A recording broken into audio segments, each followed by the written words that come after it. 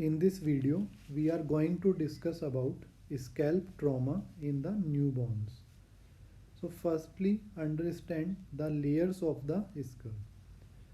The first one and outermost is the skin. Underneath there is the aponeurosis. Below it is the periosteum, which is attached to the bone. So the innermost is the bone and the outermost is skin.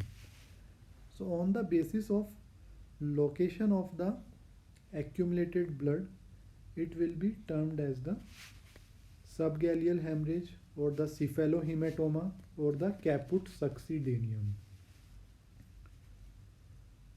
So first one is the cephalohematoma.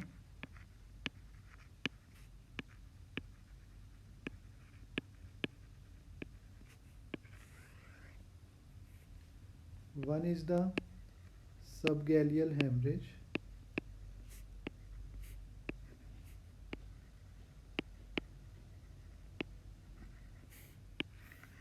And the other one is the caput succedaneum.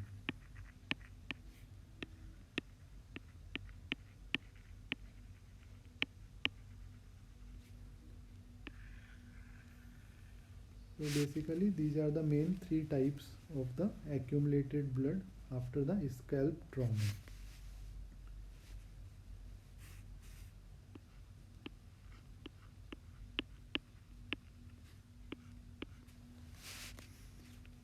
In the cephalohematoma, the blood get collected in between the bone and periosteum.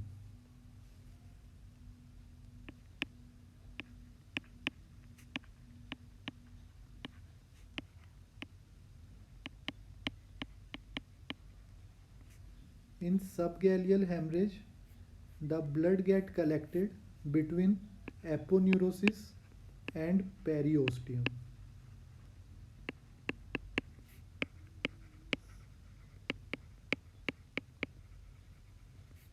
And in the caput succedaneum, it will be collected in between skin and aponeurosis.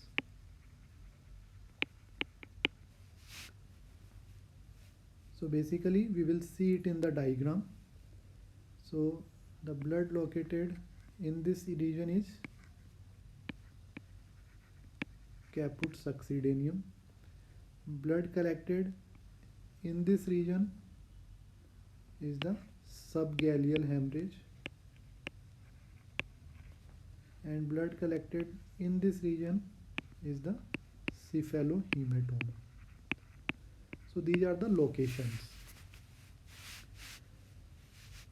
As this cephalohematoma, the blood is collected in between the periosteum and the bone, so it will be limited by the suture.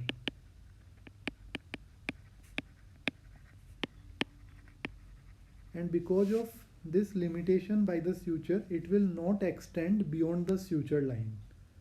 While there is no limitation in the subgaleal hemorrhage or in the caput succedaneum, there is no limitation by the suture, so they can extend beyond the suture line.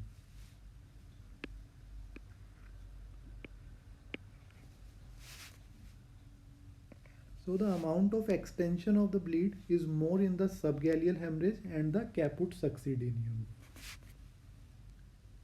and they cover much larger area. Now this cephalohematoma, the outer margin can be calcified in this cephalohematoma, and when it get infected, it can lead to the osteomyelitis as a complication because it is just next to the bone. So any infection in this cephalohematoma will lead to the infection of the bones also, which is known as the osteomyelitis. This subgaleal hemorrhage develops after 12 to 72 hours after the birth, but it can extend a lot of area and it can be life threatening also. So it is urgent to manage it. Immediate intervention is needed after diagnosis of subgaleal hemorrhage. While the caput succedaneum, or the cephalohematoma will be resolved slowly, nothing to worry much.